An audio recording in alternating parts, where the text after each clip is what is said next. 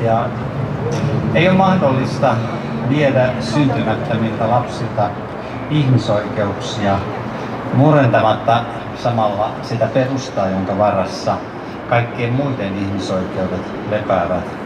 Pinnalta katsoen näyttää siltä, että aborttilainsäädännön sisältämä oikeus surmata syntymättömiä lapsia vaikuttaa lainsäädäntöön vain yhdessä kohdassa ja vain suhteessa yhteen ihmisryhmään. Todellisuudessa oikeus surmata syntymättömiä lapsia rikkoo lain eheyden ja kääntää lain itseään vastaan, murtaessaan lain keskeisen periaatteen, viattoman elämän suojelemisen. Fyysinen abortti lopettaa pienen ihmisen elämän. Aborttilakiin sisältyvä oikeus surmata syntymättömiä lapsia erottaa lain todellisuudesta, koska se kieltää elävän ihmisen ihmisyyden. Jokainen abortti on perusluonteeltaan syrjivä toimenpide. Kun syntymätön lapsi menettää henkensä abortissa, syynä on aina se, että häntä pidetään jossain suhteessa arvottomana. Häntä ei kohdella yhdenvertaisesti sen aikuisen kanssa, joka surmaa hänet. Hänen surmaamistaan saatetaan perustella sillä, että hän on liian pienikokoinen tai liian kehittymätön persoona. Syntymätön lapsi eliminoidaan, koska hänen ajatellaan tuottavan liikaa vaivaa. Tällainen syrjintä voi ilmetä myös väitteessä, että syntymättömän lapsen elämä ei ole elämisen arvoista, koska hänellä on jokin vamma. Tällä perusteella eliminoidaan esimerkiksi Down-lapsia vetoamalla siihen, että he tulisivat kohtaamaan monia vaikeuksia elämässään. Tämän perustelun epärehellisyys tulee ilmeiseksi, kun tiedostamme, että Down-lapset ovat maailman onnellisimpia lapsia, jotka levittävät iloa ja valoa ympäristöönsä, jos heidän vain annetaan elää. Abortin puolustajat nojautuvat tosiasioiden vastaiseen oletukseen, että syntymätön lapsi olisi osa naisen kehoa ja että vanhemmilla olisi oikeus päättää lapsen elämästä ja kuolemasta. Täysin unohdetaan syntymättömän lapsen syrjimättömyys, terveys ja oikeus päättää omasta kehostaan. Näin todellisuuden vastaisesti ymmärretään esimerkiksi Marinin hallituksen tasa-arvo-ohjelmassa,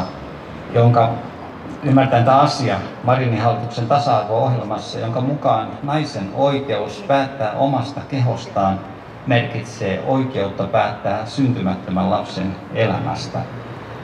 Hallituksen tasa-arvo-ohjelman mukaan siis syntymättömien lapsen syrjintä on osa naisten terveydenhoitoa. Abortin puolustajat puhuvat itsemääräämisoikeudesta, vapaudesta, edistyksestä ja voimavarojen mielekkäästä käytöstä. Tässä yhteydessä jätetään mainitsematta, että syntymättömältä lapselta kielletään kaikki nämä oikeudet samalla kun kielletään lapsen oikeus elämään. Lisääntymisterveyttä koskevassa retoriikassa ei mainita elämää eikä kuolemaa, vaan ainoastaan kauniilta kuulostavia arvoja. Tieteellisen tiedon valossa on selvää, että syntymätön lapsi on oma ihmisyksilönsä, ei äidin kehonosa. Syntymättömän lapsen riippuvuus äidistään ei oikeuta hänen surmaamistaan sen enempää kuin vastasyntyneen riippuvuus äidistään oikeuttaa vastasyntyneen surmaamisen. Syntymättömän lapsen ihmisyyttä on mahdoton nykytietämyksen valossa kieltää. Hänen oikeutensa elämään on perustava ihmisoikeus. Kieltäessään syntymättömän lapsen oikeuden elämään ja oikeuttaessaan hänen surmaamisensa, uusi tasa-arvoajattelu murentaa oikeusjärjestelmän perustaa. Viattoman ihmisten surmaamisen salliva oikeusjärjestelmä kääntyy itseään vastaan ja muuttuu vääryyden lähteeksi. Oikeusjärjestelmän ytimeen tunkeutunut epäoikeudenmukaisuus laajenee vähitellen uusille alueille ja kohdistuu uusiin ihmisryhmiin. Jokainen meistä on sidottu lapsen kohtaloon sikäli, että syntymättömään lapseen sovellettu asenne alkaa vaikuttaa siihen, miten yhteiskunnassa yleensä suhtaudutaan ihmiseen. Laillinen abortti vaikuttaa kaikkiin yhteiskunnan jäseniin ja voimme elää sovussa sen kanssa vain paaduttamalla omaa tuntoamme. Tätä varten alamme peitellä abortin raakaa todellisuutta valheilla. Vähän kerrassaan valheita on toistettu niin kauan ja niin paljon, että ihmiset alkavat uskoa niihin. Oma tahto 2020 kansalaisaloitteen kaunistelevassa aikuiskeskeisessä retoriikassa puhutaan turvallisesta abortista, mutta jätetään mainitsematta, että jokaisessa abortissa kuolee vähintään yksi lapsi. Turvallisia aborttia ei ole. Oma tahto 2020 kansalaisaloitteissa vaaditaan päivittämään Suomen aborttilainsäädäntöä vastaamaan tämän päivän eettisiä ja lääketieteellisiä standardeja. Viattomien lasten surmaaminen esitetään edistyksenä, eettisyys vääristetään tarkoittamaan ihmisen itsevaltaista oikeutta toteuttaa omaa tahtoaan toisen ihmisen elämän kustannuksella. Kansalaisaloitteen mukaan raskaana olevan oman tahdon tulisi olla riittävä perustelu sille, että lopetetaan äidin kohdussa olevan viattoman lapsen elämä. Todellisuudessa ihmisen tahto ei ulotu toisen ihmisen elämän ja kuoleman yli. Oma tahto 2020 kansalaisaloite kuvaa abortin tekijää uhriksi, jota nöyryytetään pyytämällä häntä perustelemaan aikomustaan lopettaa kohdussa elävän lapsen elämä. Kokonaan mainitsematta jätetään se, miten nöyryyttävästi ja julmasti kohdellaan viatonta lasta, lopettamalla hänen elämänsä usein kivuliaalla tavalla. Kuinka helpoksi on mielekästä tehdä viattoman lapsen surmaaminen? Eikö aborttipäätöstä olisi perusteltua kyseenalaistaa siinä toivossa, että lapsi saisi oikeuden jatkaa elämäänsä? Aloitteessa ei mainita sanallakaan siitä, että abortissa on kyse viattoman ihmiselämän lopettamisesta, johon kenelläkään ihmisellä ei ole moraalista oikeutta. Monille abortin tehneille jää elinikäinen syyllisyys, jota varten jotkut ovat tarvinneet vuosien terapiaa. Abortin tekeminen on myös uhka naisen terveydelle, koska abortti voi esimerkiksi lisätä naisen syöpäriskiä. Abortin saamisesta pyritään tekemään kansainvälisesti tunnustettu ihmisoikeus. Kun viattomien lasten surmaamisesta tulee yhteiskunnan hyväksymä ihmisoikeus, koko yhteiskunnan omatunto vaurioituu. Kaikki tulevat syyllisiksi rikokseen, jota heidän on lähes mahdotonta tunnustaa edes itselleen. Tunnustamattoman syyllisyyden tähden ihmisen moraalinen arviointikyky heikkenee ja yhteiskunnan moraalinen selkäranka murtuu. Pahuus on kuten liukuportaat, kuten professori J. Puskisevski toteaa. Kun ihminen on tehnyt yhden rikoksen, jota hän ei uskalla tunnustaa edes itselleen, hän asettaa itsensä pahuuden liukuportaille, jotka vievät hänet vääjäämättä alaspäin kohti suurempaa pahuutta. Oikeuttaessaan oman rikoksensa syyttävän oman tuntonsa vaientamiseksi, ihminen samalla oikeuttaa itselleen uusia rikoksia ja näin pahuuden valta yhteiskunnassa kasvaa. Kaikkein vaarallisinta on pahuuden naamioiminen hyveksi, kuten tapahtuu, kun abortti julistetaan ihmisoikeudeksi. Kun laki kieltää syntymättömän lapsen ihmisyyden ja arvokkuuden ja kieltäytyy puolustamasta lapsen oikeutta elämään, se altistaa hänet väkivallalle. Tämä ei vaikuta pelkästään asiasta osallisten yksilöiden elämään, vaan vaikutus ulottuu koko yhteiskuntaan. Viattoman ihmiseen kohdistuvan väkivallan laillistaminen uhkaa koko oikeusjärjestelmää ja koko yhteiskuntajärjestystä. Tällaisissa oloissa on jo lähtenyt käyntiin se prosessi, joka johtaa ihmisten aidon yhteiselämän hajoamiseen ja valtion luhistumiseen, kuten Johannes Paavali II toteaa. Saatamme ajatella, että emme itse ole syyllisiä Suomessa tehtäviin abortteihin, jos emme itse suoranaisesti osallistu niihin. Näin ei kuitenkaan ole asianlaita. Raamatussa esitetään selkeästi periaate, että olemme kaikki yhteisvastuullisia yhteiskunnassa tapahtuvasta viattomien ihmisten surmaamisesta, kuten 5. Mooseksen kirja 19.10 toteaa, lainaus. Ketään syytöntä ei saa surmata maassa, jonka Herra teidän Jumalanne antaa teidän omaksenne. Syyttömän surmaamisesta joudutte kaikki vastuuseen. Abortit ovat selkein mahdollinen esimerkki syyttömien surmaamisesta, koska kohdussa oleva lapsi ei ole mitenkään voinut syyllistyä mihinkään rikokseen. Jokainen meistä, jokainen yhteiskunnan jäsen, me kaikki yhdessä olemme vastuussa maassamme päivittäin tapahtuvasta syyttömien surmaamisesta. Olemme kaikki vastuussa siitä, että me tehokkaasti vastusta lakia, joka riistää yhteiskuntamme kaikkein haavoittuvimmilta jäseniltä perustavat ihmisoikeudet ja sallii syyttömien surmaamisen.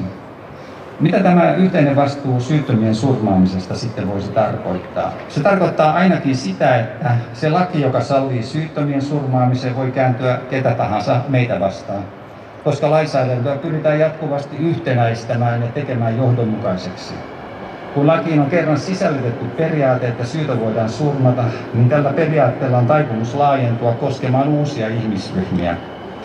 Kun äidin kohdussa olevan lapsen kielletään olevan persoona, voidaan samalla logiikalla kieltää joidenkin muiden ihmisryhmien olevan persoonia ja tällä tavalla heiltä voidaan riistää täysi ihmisyys. Abortissa syntymättömän lapsen ihmiskehoa kohdellaan ikään kuin se olisi ilman persoonaa. Tällä logiikalla voidaan esimerkiksi dementoitunut vanhus määritellä ihmiseksi, joka ei ole persoona, jonka siis voi surmata.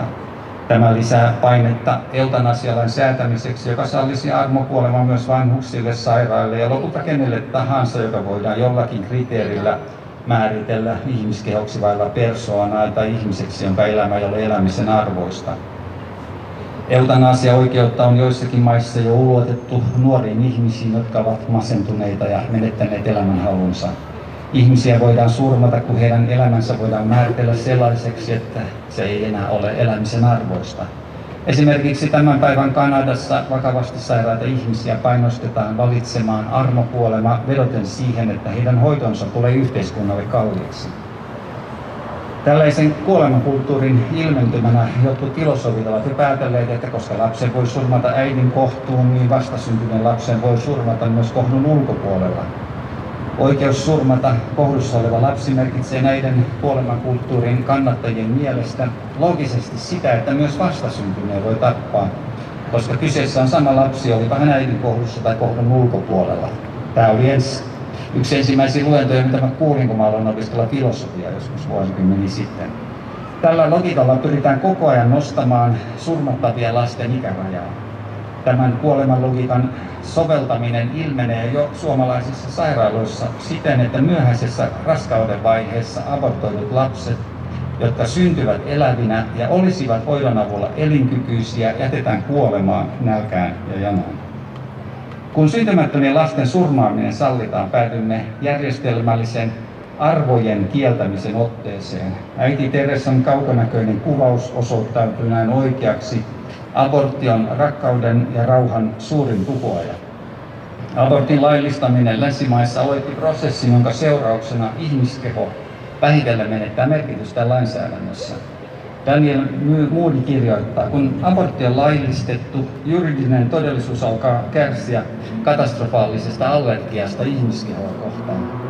Abortin ytimessä on käsitys, ettei syntymättömän lapsen keholla ole muuta merkitystä kuin aikuisten sille antama merkitys.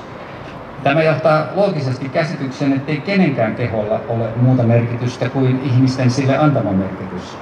Yhtenä ilmentymänä tästä ajattelusta on Marinin hallituksen translakiesitys, jonka mukaan sukupuolittuneella keholla on vain se merkitys, jonka henkilö itse sille antaa. Translakiesityksen mukaan esimerkiksi jokainen biologinen mies voi saada juridisen sukupuolensa muutetuksi naiseksi antamalla perustellun selvityksen siitä, että hän kokee pysyvästi kuuluvansa naissukupuoleen. Uusi translaki pakottaisi kaikki omaksumaan tämän itsemääritellyn sukupuolen todellisuudeksi. Näin kaikki ihmiset pakotetaan kieltämään omien haistihavaintojensa antama todistus henkilön todellisesta biologisesta sukupuolesta ja tältä pohjalta sananvapautta rajoitetaan.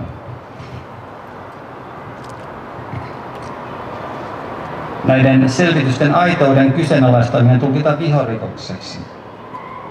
Kun siis naisen oikeutta päättää omasta kehostaan käytetään perusteluna riistää syntymättömältä lapselta hänen perustavat ihmisoikeutensa, päädytään kumoamaan naisen turvallisuuden ja kehollisen yksityisyyden suojaksi rakennetut erityisjärjestelyt ja alueet luomalla lainsäädäntö, joka käytännössä tekee kaikille miehille mahdolliseksi määritellä itsensä juridisesti niin, että he saavat pääsyn näille alueille. Eli siis tässäkin näkyy juuri se, että me ei voida ottaa yhdeltä ihmisryhmältä ihmisoikeuksia ilman, että se sama ihmisoikeuden riisto alkaa kohdistua muihin ihmisryhmiin.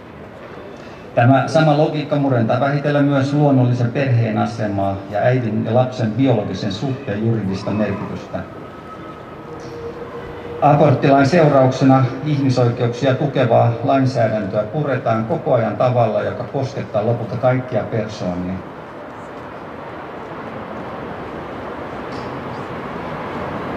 Oikeus syntymättömän lapsen surmaamiseen johtaa myös siihen biologisen perheen, biologisen suhteen merkityksen kyseenalaistamiseen, koska se on osa sitä samaa ihmiskehon merkityksen mitätöimistä. Näin kadotetaan ihmisoikeuksien objektiivinen ja yleispätevä luonne, joka saa oikeutuksensa juutalais-kristillisen maailmankuvan pohjalta. Tasa-arvo ja yhdenvertaisuus ovat alun perin kristillisiä käsitteitä. Ihmisten tasa-arvo perustuu siihen, että jokainen ihminen on luotu Jumalan kuvaksi ja jokaisen puolesta Jeesus on uhrannut elämänsä. Jumalan kuvaksi luotuna olentona jokaisella ihmisellä on ehdoton ihmisarvo ja ehdottomat ihmisoikeudet. Tämä kristillinen ihmiskäsitys vaikutti YK:n ihmisoikeuksien julistuksen taustalla. Eli lyhyesti sanottuna siis syntymättömän lapsen oikeus elämään perustuu 3 perustotuuteen. Ensinnäkin on se biologinen totuus, että uusi ihmisyksilö saa alkunsa hedelmöityksessä. Toiseksi on se moraalinen totuus, että ihmiset on luotu tasa-arvoisiksi ja yhdenvertaisiksi ja jokaisella ihmisellä on luontainen ja luovuttamaton ihmisarvo. Ja kolmanneksi on se poliittinen totuus, että valtiovallan yhtenä perustehtävänä on suojella viattomia ihmisyksilöitä tappavalta väkivallalta.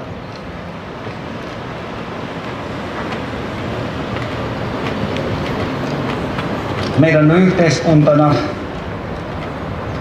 palattava kaikkien ihmisten, sekä syntyneiden että syntymättömien, tasa-arvoon ja yhdenvertaisuuteen, tai muussa tapauksessa joudumme varautumaan siihen, että omat perustavat ihmisoikeutemme tulevat murenemaan vääryyttä palvelevan lainsäädännön kautta.